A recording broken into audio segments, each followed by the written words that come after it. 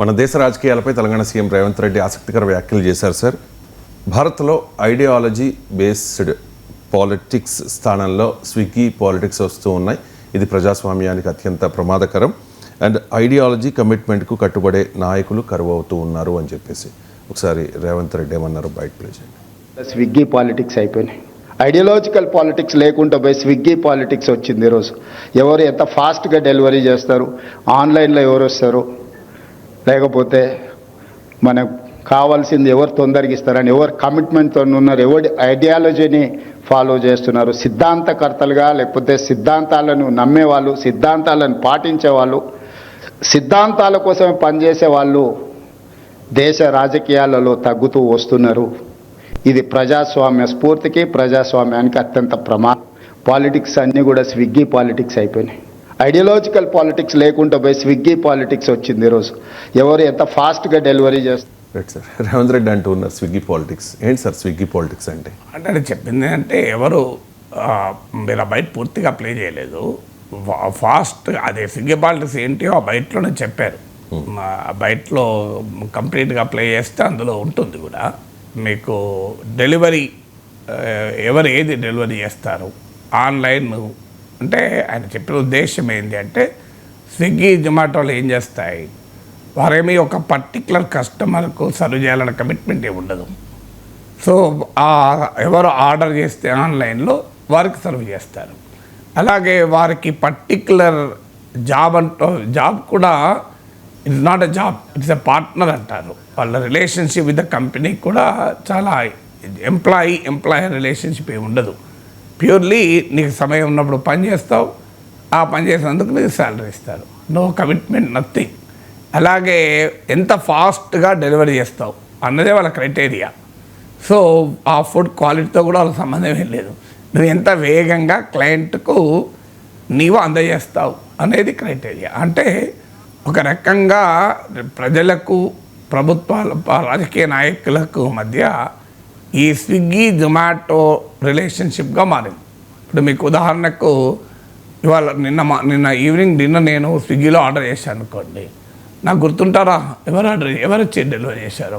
చాలా సందర్భాల్లో మనం డెలివరీ బాయ్ ముఖం కూడా చూడం, ఇలా కవర్ అందిస్తాడు, కవర్ తీసుకొని వెళ్ళిపోతాం. నెక్స్ట్ సెకండ్ ఆ డెలివరీ బాయ్ ఎవరు కూడా మనం అబ్జర్వ్ చేయం. అంత వేగంగా వాళ్ళు వెళ్తుంటారు, మనము తీసుకుంటాం. నెక్స్ట్ డే ఎవరు వస్తారో మనకు సంబంధం లేదు మళ్ళీ. సో అందువల్ల ఒక పొలిటీషియన్కు ప్రజలకు మధ్య సంబంధాలు, ఓ నిబద్ధత, కమిట్మెంటు, దాని మీద సిద్ధాంతం అనే దాంతో సంబంధం లేకుండా ప్యూర్లీ క్లయింట్ రిలేషన్షిప్గా మారిపోయింది. You pay me, I serve you. So I pay you, you serve me అని ఆ రకమైన రిలేషన్షిప్గా మారింది. ఇప్పుడు స్విగ్గీకి మనకున్న రిలేషన్షిప్ ఏంది? We pay for the delivery and they delivery it. రాజకీయ నాయకులు కూడా అలాగే, మేము ప్రజలకు పే చేస్తాం, ప్రజలు మాకు ఓట్లు సర్వ్ చేస్తారు.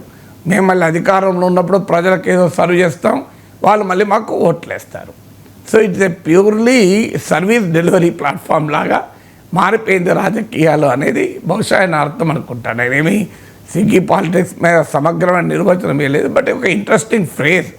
ఐ డోంట్ థింక్ ఇలా ఈ పదం అంతకుముందు ఉంది అని నేను అనుకోను. సో స్విగ్గీ పాలిటిక్స్ అనేది కొన్నిసార్లు మనకు ఆ రకమైనటువంటి మీకు ఒకసారి రాహుల్ గాంధీకి అచ్యుతానందన్, కేరళ మాజీ ముఖ్యమంత్రి ఇటీవల చంద్ర అచ్యుతానందన్ మధ్య అమూల్ బాయ్ అనే ఒక పదం వచ్చింది. సో రాహుల్ గాంధీని ఉద్దేశిస్తూ చిన్నపిల్లవాడు అని విఎస్ అచ్యుతానందన్ అమూల్ బాయ్ అన్నాడు. దాన్ని అమూల్ వాడు పెద్ద ఎత్తున నెక్స్ట్ డే అన్ని పేపర్లు అడ్వర్టైజ్మెంట్లో వాడుకున్నారు అమూల్ బాయ్ అని.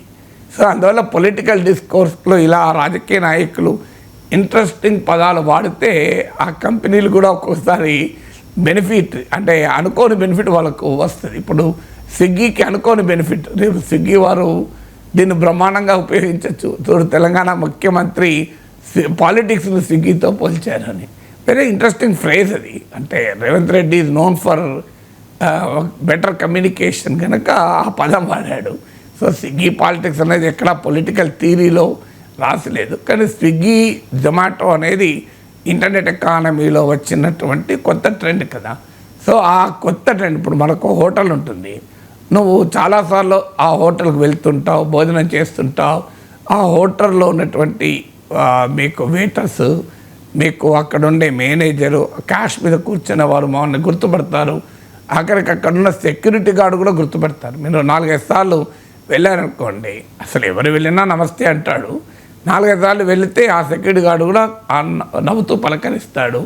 సో ఒక కమిట్మెంట్, ఒక రిలేషన్షిప్ ఏర్పడుతుంది కస్టమర్కు ఒక హోటల్కి మధ్య. కానీ ఇక్కడ స్విగ్గీ, జొమాటో, మీకు ఉబర్, ఓలా, అమెజాన్, ఈ ఇంటర్నెట్ బేస్డ్ ఎకానమీలో దేర్ ఇస్ నో రిలేషన్షిప్. ఆ రిలేషన్షిప్ ఇది మొమెంటరీ. ఇప్పుడు మీరు ఓలానో ఉబరో బుక్ చేస్తారు, ఆ సమయానికి మీకు ఏ కార్ వస్తే ఆ కారు. అదే మీరు సొంత కార్ డ్రైవర్ అనుకోండి, ఆ డ్రైవర్కు మీకు ఒక రిలేషన్షిప్ డెవలప్ అవుతుంది, ఒక ఎమోషనల్ బాండ్ డెవలప్ అవుతుంది. నా డ్రైవరు అని ఆ రకమైన అభిమానం కూడా ఉంటుంది. సో మా సారు అనే అభిమానం డ్రైవర్కి ఉంటుంది. సో ఇక కానీ మీకు ఓలా ఉబర్ డ్రైవర్లతో సంబంధాలు ఉంటాయా? ఉండడానికి అవకాశమే లేదు. ఎందుకంటే ఇవాళ బుక్ చేస్తే కార్ ఒకటి వస్తుంది, రేపు బుక్ చేస్తే ఇంకో కార్ వస్తుంది. సో ఇంటర్నెట్ బేస్డ్ ఎకానమీలో ఒక కస్టమర్కు ప్రొడక్ట్కు, కస్టమర్కు కంపెనీకి, కస్టమర్కు సేల్స్ పర్సన్కు మధ్య ఏ రకమైన కమిట్మెంట్ రిలేషన్షిప్ ఉండదు. That is purely instantaneous and momentary. Politics కూడా అలాగే మారిపోయాయి. ప్రజలకు, రాజకీయ నాయకులకు, రాజకీయాలకు పార్టీలకు, రాజకీయాలకు నాయకులకు, ఆ మాటకొస్తే రాజకీయ పార్టీలకు నాయకులకు మధ్య కూడా అన్ని మొమెంటరీ రిలేషన్షిప్. ఈ క్షణం అంటే ఇప్పుడు పొలిటీషియన్లు చూస్తలేము మనం, రోజుకో పార్టీ మారుతుంటారు. కొన్ని సందర్భాల్లో అయితే నేను ఈ మధ్య డిబేట్లకు వెళ్ళడం లేదు, టీవీ డిబేట్లకు ఓన్లీ 1-to-1 అయితేనే మాట్లాడుతున్నాను. టీవీ డిబేట్లకు వెళ్ళిన సందర్భాల్లో ఆశ్చర్యం వేసేది. నిన్న ఒక పార్టీ తరఫున వచ్చి గట్టిగా ఇంకో పార్టీని తిట్టేవాడు, తెల్లారి ఆ పార్టీ ఎవరినైతే తిట్టారో మళ్ళీ ఆ పార్టీ తరఫున గట్టిగా వాదించేవారు. నాకు ఛానల్ అనుభవం కూడా, ఒక నాయకుడు తెలుగుదేశం నుంచి బీఆర్ఎస్కు మారాడు.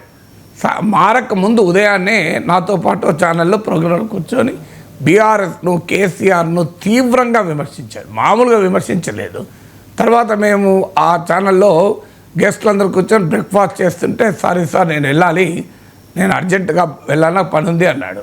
సో అర్జెంటుగా ఎక్కడికి వెళ్ళాడో తెలియదు. సాయంత్రానికైతే బీఆర్ఎస్లో చేరి నెక్స్ట్ డే బీఆర్ఎస్ తరఫున గెస్ట్గా వచ్చాడు.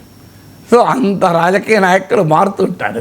ఇంకో నాయకుడిని అయితే నాకైతే విచిత్రంగా అనుభవం. ఓ ఛానల్లో గెస్ట్ కూర్చున్నాడు, ఆయన కూర్చున్నాడు రాజకీయ నాయకుడు. ఆయన అంతకుముందు టీడీపీలో ఉండే, తర్వాత బీజేపీలో చేరాడు. అది నేను వార్త గమనించలేదు.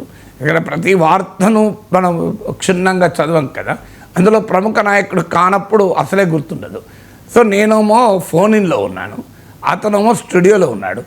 అతను బీజేపీకి అనుకూలంగా మాట్లాడుతున్నాడు. అప్పటికి ఇంకా బీజేపీకి టీడీపీకి మంచి సంబంధాలు లేవు. సో ఆ రోజుల్లో సో బీజేపీ నాయకుడిగా డిఫరెంట్గా మాట్లాడుతున్నాడు. నేను ఆయన టీడీపీ నాయకుడే అనుకొని ఆయన తెలుగుదేశం నాయకుడు అలా మాట్లాడుతున్నాడు ఏంటి అంటే ఆయనకు విపరీతంగా కోపం వచ్చింది. నేను పార్టీ మారి నన్ను ఎగతాళి చేస్తున్నాడని. నాకు నిజంగా కూడా గుర్తులేదు ఆయన బీజేపీలో ఏరిండు అని. గతంలో టీడీపీ అధికార ప్రతినిధిగా టీవీ ఛానల్లోకి వచ్చేవారు, తర్వాత బీజేపీ అధికార ప్రతినిధిగా రావడం మొదలుపెట్టాడు. ఇక్కడ కమిట్మెంట్ ఎక్కడిది, నిబద్ధత ఎక్కడిది? 3 పార్టీలు 4 పార్టీలు మారుతున్నారు. ఏ క్షణంలో ఏ పార్టీలు ఉంటారో తెలియదు కదా. It is simply similar to Swiggy, Zomato, Uber, Ola. ఇవాళ ఒక డెలివరీ బాయ్ వస్తాడు, రేపు ఇంకో డెలివరీ బాయ్ వస్తాడు.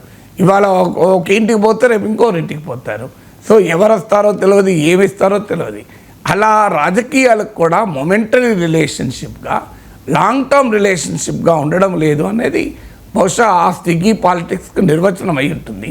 పొలిటికల్ థియరీలో ఆ పదమేమీ లేదు, ఇది రేవంత్ రెడ్డి ఇన్వెన్షన్.